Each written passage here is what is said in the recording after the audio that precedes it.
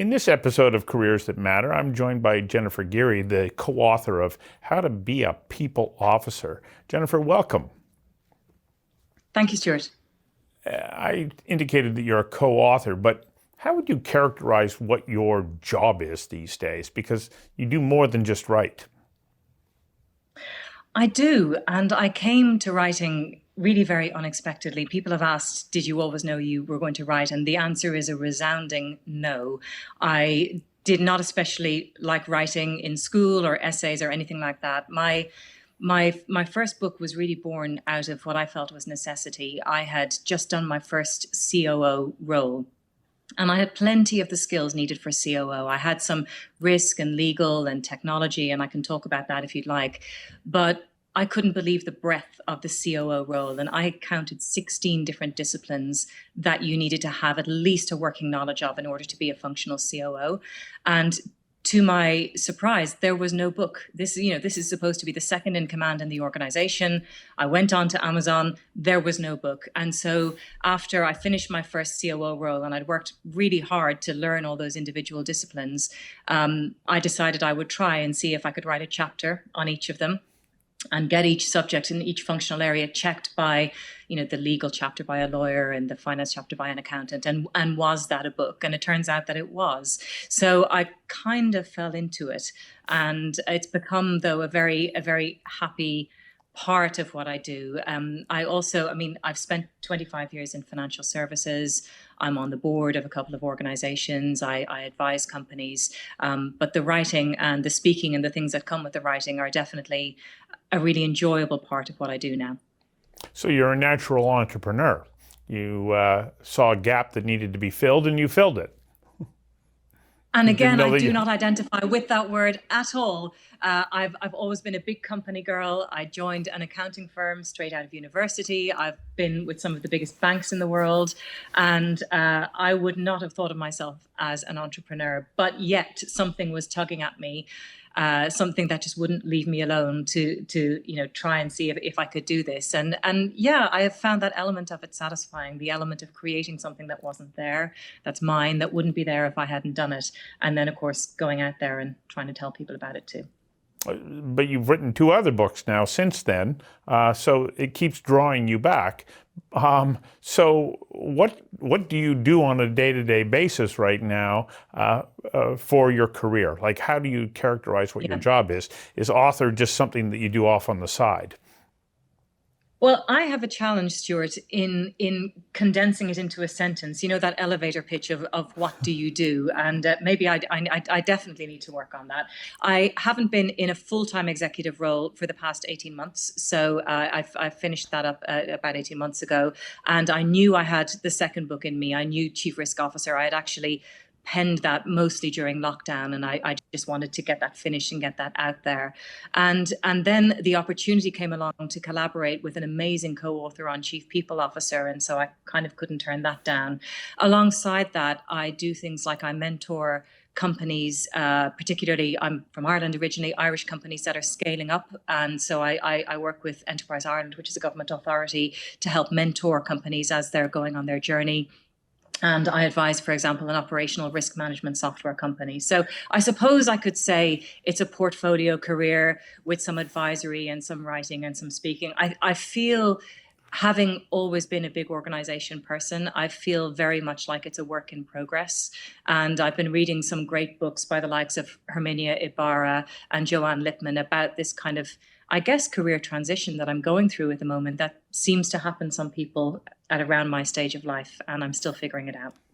Well, you sound an awful lot like an entrepreneur to me, the more you tell me what you're doing, because you're finding a market that wants your expertise and experience. So let's go back to how you got started. When you left sort of the public or your early education and started to explore post-secondary education, where'd you go? Like, what were your fields of interest and what did you study? So I've always been quite a numeric person, quite a mathsy, sciencey person, and that was reflected in the subjects that I would have taken in school. And in sort of late 80s, early 90s Ireland, there was still, as a country, we were coming out of a period of desperate unemployment. And, from our parents' generation to us, that really fed that desire to get a job, be employable, train for something that's very, very useful. And the Bachelor of Commerce, which I did at University College Dublin, is an all-round generalized business degree, so a 3-year business degree, and covering areas everything from finance and accounting to financial management to organizational behavior and psychology. So a very broad-based undergraduate degree. And then again, being Little Miss Numeric as I was then, I chose to specialize in accounting, and I did a master's of accounting at the graduate school, the Michael Smurfit Graduate School of Business in Dublin, which for any accountants out there sort of fast forwarded me all the way through to, I just had one lot of final admitting exams left to become a chartered accountant. So that was sort of intravenous accounting for that year. That was a tough year. But I did that, and I was fortunate to join, again, some of your viewers will remember and some won't, but Arthur Andersen. So there were 6 accounting firms back then, and I was lucky I was able to choose to go to Arthur Andersen, which I loved. I had a group of brilliant, smart people in my cohort around me who I'm still friends with today. And we, you get to go and do financial, you go around the country, go internationally, and perform financial audits. But I was starting to realize that the numbers weren't enough for me then, that I enjoyed that bit of it, but I wanted more. And I sought out and I was able to dual train in technology risk as well as financial risk. So as well as doing financial audits, I learned how to audit the systems that were producing the financial results. So this was pre-Sarbanes-Oxley, but we still needed to make sure that the control environment around the preparation of the financial statements was sound. So as well as qualifying as a chartered accountant, I had this technology discipline. And that takes us up to around the year 2000, which it was the dot-com boom. Everything was possible. Everything was super positive. And I brazenly asked my employer, Arthur Andersen, if they would second me to New York, because I knew I loved financial services and I wanted to go to, the center of it all, basically. And it being the time that it was, and they being the employers that they were able to make that happen for me. What was that like? You're saying, you're right, it is the heart of the beast, and exhilarating times. What was that like? I couldn't believe I was being paid to sit on Wall Street and to look out of my office window at the South Street Seaport and to be seconded into organizations like Goldman Sachs and see how they worked from the inside. It was an incredible experience, and it was everything I hoped it would be.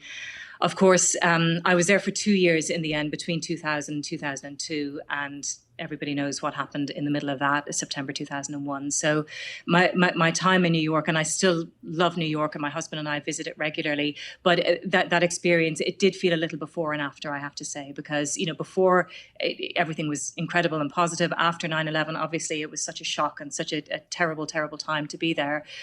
It was also a time where Arthur Andersen and the Enron scandal erupted. And I found Arthur Andersen really collapsing around me in a very short space of time. An organization of 80,000 talented, motivated, passionate people, sadly being taken down as a result of a scandal. And so unfortunately, that my work visa was tied to Arthur Andersen, and I had to leave. I had to go. So where'd you go? So the question at the time was, do we go back to Dublin and take all that experience, or was there a halfway house of the City of London, which obviously an enormous financial centre, 45-minute flight from home? Would we give that a try? And my then boyfriend, now husband, and I said we'd give it 2 years, and that was 22 years ago. So where did you land? What was your role there and progression through to you getting to the point where you are today? So I was lucky enough to get a role at Barclays in here in London, and that was really such a great training ground for me. I ended up doing over 13 years doing 5 different roles. And it wasn't like I was on some graduate program and somebody was moving me around the place. It was me seeking out opportunities. So I started out in the information risk management department, which dealt with things like logical access, security, segregation of duties, and I got to see a huge amount of the organization there in making sure that all that was sort of locked down. And then I really enjoyed the program management aspect of that project. And so I moved with my project team when that project ended into the technology program delivery area. And that was where I really learned how to deliver a program of work, how to incept it, how to get buy-in for it, how to define what success looked like, get it budgeted, recruit staff, a team, set milestones. I really feel that was such a training ground for me and instilled me with disciplines that I still use today. And so that was initially in Barclays Capital. That was in the investment bank. I then had an opportunity. Barclays Wealth was about to take off. So this was the wealth management arm of Barclays. There was huge investment going in there. And I had an opportunity to become chief of staff to the COO. So this was really where I sort of cut my teeth in the world of COO. So he had 3,000 people working beneath him, 9 departments, and for everything, technology, risk, finance, legal, compliance, facilities. And I got to sit and observe and help, and over time, take on some of those responsibilities to help just make that engine work, and to communicate and to align and to coordinate and make sure that people got what they needed. So great opportunities. Then I felt the one thing about the chief of staff role, and there are books about the chief of staff role if anyone is interested. I haven't written one, but there's a great one, for example, by Tyler Paris on chief of staff. They're fantastic roles, but you don't actually really own anything yourself. You are an extension of the person and you're an extension of their authority. And I wanted to own something. So I took on the role of global head of governance and control for Barclays Wealth, for the product area in Barclays Wealth. So this was where all of the investment products and the trading and the banking and credit products were created and originated. And I got to set up all the kind of risk and controls and governance around that. And then finally, I'm probably going on too long. I'm sorry, Stuart. Finally, I was chief of staff to the group general counsel. So this was a level up from Barclays Capital and Barclays Wealth to the overarching group, where I got to see the whole organization. So it was a very rich and varied 13 years, and I have very fond memories of that time there. Wow, you've had an exciting career. What would you, for somebody who's a young person watching this interview going, I want to be like you, that's the kind of experience I want to have. But if you look at yourself, you say, okay, what was it about you? What characteristics of you allowed you to be able to realize your educational goals, but then to grow within your career?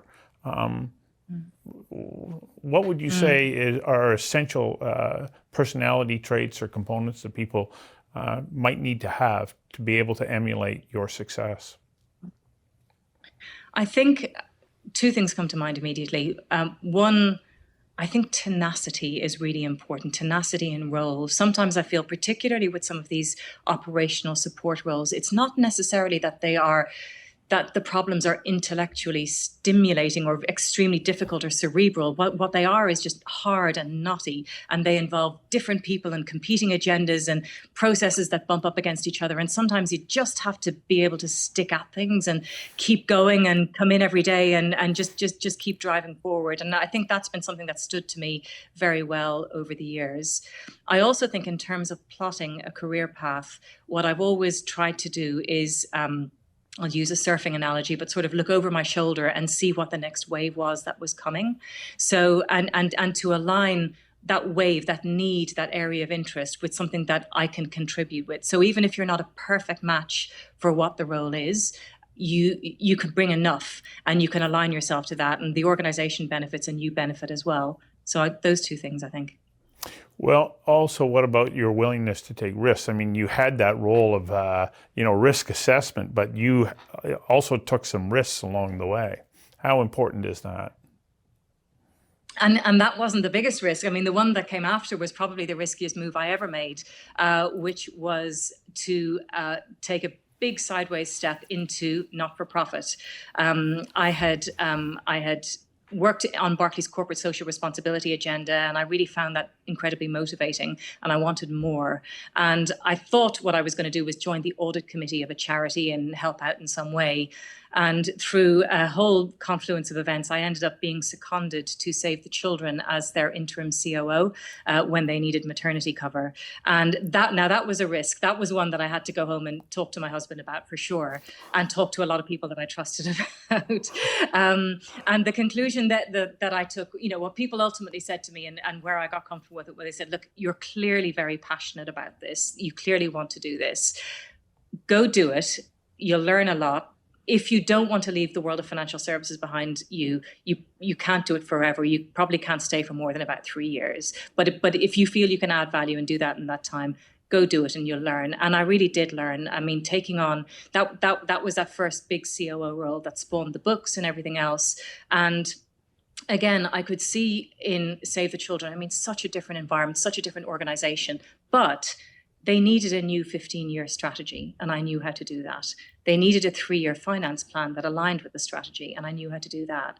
They needed a new HR system, they needed a new finance system, and they needed an office refurbishment done. And so I remember coming in thinking, I'm at least 60% useful to you day one. I mean, the rest I'm going to have to really dig deep and learn, but I can be of value to you day one. And I was so grateful to be there and grateful for that opportunity that I think that hopefully carried me through, and digging very deep along the way. So that was a risk, but my goodness, did I learn an awful lot along the way.